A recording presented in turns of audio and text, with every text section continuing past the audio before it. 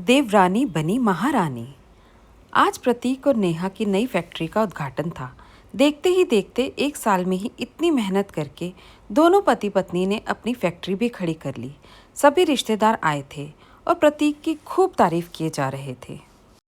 भाई और भाभी संदीप और शिवानी भी प्रतीक के आगे पीछे ही घूम रहे थे। प्रतीक की माँ राधिका जी अपने बेटे की तारीफ सबके सामने किए जा रही थी और बार बार उसकी बलैयाँ लिए जा रही थी और सब लोग प्रतीक को बधाइयाँ दिए जा रहे थे। ये अलग बात थी कि इस प्रगति में बहू का भी पूरा योगदान था, लेकिन बहू को भला कौन पूछता है। इतने में पंडित जी ने प्रतीक को आवाज़ देकर कहा, अरे यजमान, पूजा का समय हो गया है, आकर पूजा पूर्ण करवाइए। वैसे भी पूजा मुहूर्त पर हो जाए तो ही अच्छा होता है। उनकी बात सुनकर प्रतीक ने कहा, बस पंडित जी, 5 मिनट और, नेहा अभी आती ही होगी। प्रतीक की बात सुनकर राधिका जी ने कहा, अरे बेटा, अगर नेहा को आने में देर है तो तेरे भैया भाभी पूजा में बैठ जाएंगे। पर पूजा तो मुहूर्त पर ही होनी चाहिए। पता नहीं नेहा कहाँ रह गई, कोई काम समय पर नहीं करती। राधिका जी की बात सुनकर प्रतीक मुस्कुरा कर बोला, कोई बात नहीं माँ, कितनी ही देर क्यों ना हो जाए, पूजा में तो नेहा ही मेरे साथ बैठेगी। उसकी बात सुनकर राधिका जी ने कुछ नहीं कहा और मुंह बनाकर रिश्तेदारों में जाकर बैठ गई और प्रतीक यथावत नेहा का इंतज़ार करने लगा। इंतज़ार करते करते उसे वो दिन याद हो आया जब नेहा उसकी पत्नी बनकर उसकी ज़िंदगी में आई थी। प्रतीक ज़्यादा पढ़ा लिखा नहीं था क्योंकि शुरू से ही पढ़ाई में कमज़ोर रहा था, इसलिए स्कूल के बाद तो उसने पढ़ाई ही छोड़ दी और छोटी मोटी नौकरी करने लगा। जबकि प्रतीक का भाई संदीप अच्छा खासा पढ़ा लिखा था और अच्छी नौकरी करता था। इस कारण से प्रतीक की माँ राधिका जी का भी रुझान अपने बेटे संदीप की तरफ ही था। जाहिर सी बात है, जिसके पति का घर में बोलबाला होता है उसकी पत्नी का भी सम्मान सबसे ज़्यादा होता है। यही हाल घर की बहुओं का था। शिवानी घर में रानी की तरह रहती थी, जबकि नेहा घर में सबके लिए एक नौकरानी भर थी। नेहा दिन भर काम करती रहती थी, पर फिर भी उसके हिस्से सिर्फ ताने ही आते थे। प्रतीक जो कम कमाता था वो सब राधिका जी के हाथ में लाकर रख देता था। नेहा को अगर कुछ चाहिए होता था तो राधिका जी से ही मांगना पड़ता था। पर राधिका जी से पहले तो शिवानी ताने सुनाने लग जाती थी, यहाँ तक कि वे नेहा के खाने पीने पर भी रोक टोक लगाती थी। शिवानी और राधिका जी नेहा की थाली पर नज़र ज़रूर रखती थी कि वो अपनी थाली में क्या क्या लेकर बैठी है और फिर उसे खाते देखकर ज़रूर बोलती थी, हाँ हाँ, मुफ्त का माल है, उड़ा लो। बेचारा जेठ तो कोल्लू का बैल बना बैठा है ना, इन्हें क्या फ़र्क पड़ता है। नेहा का हाथ खाना खाते खाते रुक जाता। ऐसा नहीं था कि प्रतीक को दिख नहीं रहा था। एक दो बार राधिका जी को उसने समझाने की कोशिश भी की थी, पर राधिका जी ने उसे चुप करा दिया। पर उस दिन बात कुछ भी नहीं थी। एक आम के अचार की इतनी औकात नहीं होती जितनी उस दिन नेहा को दिखाई गई थी। दरअसल उस दिन रविवार था, घर के सभी सदस्य मौजूद थे। इस कारण राधिका जी ने नेहा को मटर पनीर, दाल मखनी, फ्राइड राइस, गुलाब जामुन और पूरी बनाने को कहा था। शिवानी तो वैसे भी कोई काम नहीं करती थी। नेहा ने अकेले ही रसोई में सारा खाना तैयार किया। खाना तैयार करके वो गर्मा गर्म पूरी तल रही थी और साथ ही सबको खाना परोसती जा रही थी।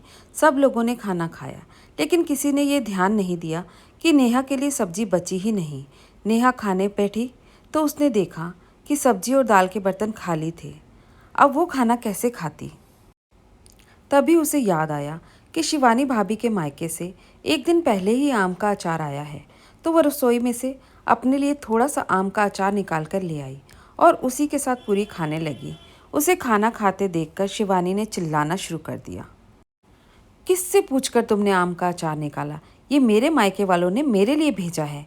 इतना ही आम का अचार खाने का शौक है तो अपने मायके वालों से बोलो। शिवानी की बात सुनकर नेहा की आंखों में आंसू आ गए। भाभी, सब्जी खत्म हो गई थी, इसलिए मैंने अचार निकाला। मैंने तो अभी तक खाना भी नहीं खाया, तो तेरे खाने की जिम्मेदारी हमारी है क्या? घर में रख रखा है, तुम्हारे खर्चे उठा रहे हैं, तो तुम लोग तो सिर पर चढ़कर नाचने ही लगे हो। शिवानी अभी भी चिल्ला रही थी। उसकी आवाज़ सुनकर घर में से बाकी सदस्य भी निकलकर बाहर आ गए। राधिका जी ने भी शिवानी का पक्ष लेते हुए कहा, छोटी बहू, शर्म नहीं आती तुझे? अरे एक आम के अचार की क्या औकात होती है जो तूने उसकी चोरी की? पता नहीं घर में क्या क्या चुराती होगी। बस माँ जी, बहुत बोल दिया आपने, नेहा ने लगभग चिल्लाते हुए कहा। नेहा के चिल्लाने की आवाज़ से कुछ पल के लिए माहौल बिल्कुल शांत हो गया। फिर शिवानी गरजते हुए बोली, तेरी इतनी हिम्मत कि तू हम पर चिल्ला रही है, हमारा खाती है और हमें ही सुना रही है। कहते हुए शिवानी थप्पड़ मारने के लिए नेहा की तरफ बढ़ी तो उसने उसका हाथ पकड़कर मोड़ दिया। हाथ इतनी जोर से मोड़ा कि शिवानी की चीख निकल गई। यह देखकर राधिका जी चिल्लाई, प्रतीक, तेरी पत्नी को धक्के मारकर बाहर निकाल, अब ये इस घर में रहने लायक नहीं। ठीक है माँ, जैसी आपकी मर्जी। प्रतीक का इतना कहते ही शिवानी और राधिका जी कुटिल मुस्कान के साथ मुस्कुराई। नेहा प्रतीक की तरफ देखने लगी। प्रतीक अंदर कमरे में गया, अपना और नेहा का सामान पैक कर कुछ देर बाद बाहर आया और नेहा का हाथ पकड़ते हुए घर के बाहर निकलने लगा। इतने में राधिका जी बोली, अरे तू कहाँ जा रहा है? बस माँ, और कितना बर्दाश्त करवाओगी? पता है इस घर में किसी को नेहा की रोटी बुरी नहीं लग रही थी, बल्कि मैं कम कमा रहा हूँ वो बुरा लग रहा था। आज अगर मेरी कमाई भी अच्छी होती तो मेरी पत्नी को इतना कुछ सुनना नहीं पड़ता। सारा काम वो करती है, पर ताने भी उसी के हिस्से में आते हैं। इसलिए अब आप भी चैन से रहो और हमें भी चैन से रहने दो। इसीलिए मैं घर छोड़कर जा रहा हूँ।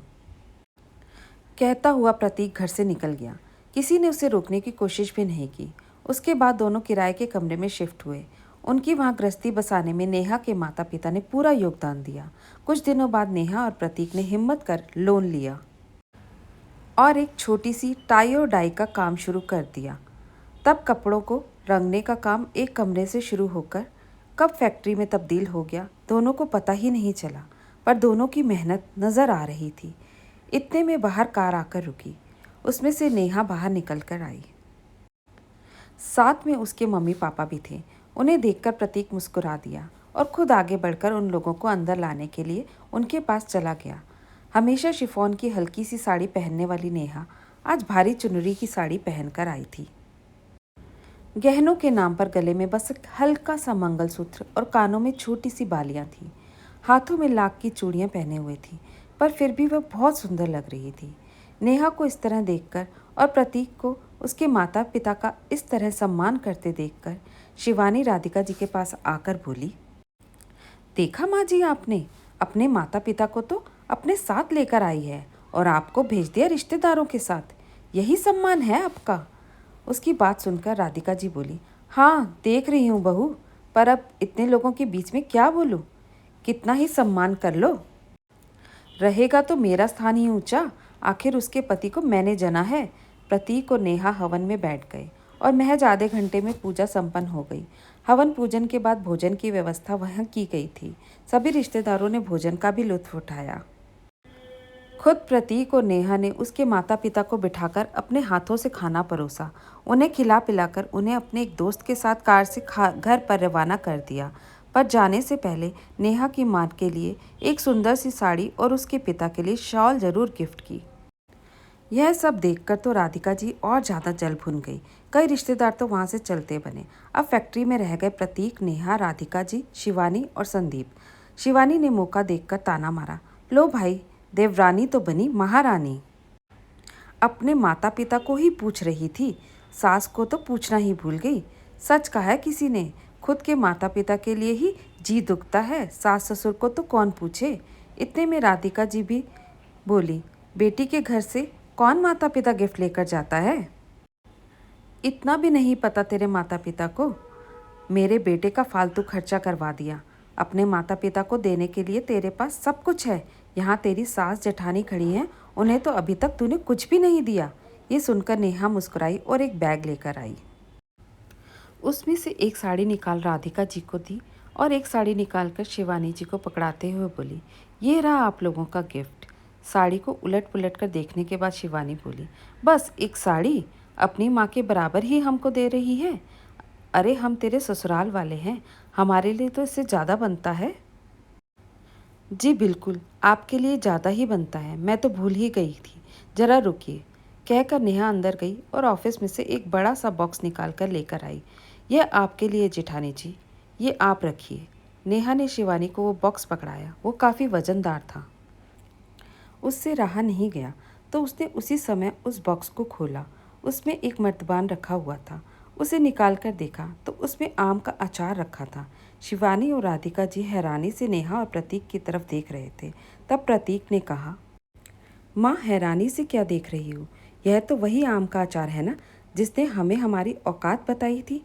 यह आपके लिए हमसे ज़्यादा कीमती था, इसलिए इससे महंगी चीज़ और क्या हो सकती थी? आखिर इसी के लिए तो आपने नेहा को चोर साबित किया था, तो आपको वही लौटा रहे हैं। कहते हुए प्रतीक ने हाथ जोड़ लिए। राधिका जी कुछ कह ना पाई और शिवानी और संदीप के साथ अपना समूह लेकर वहाँ से रवाना हो गई। धन्यवाद दोस्तों।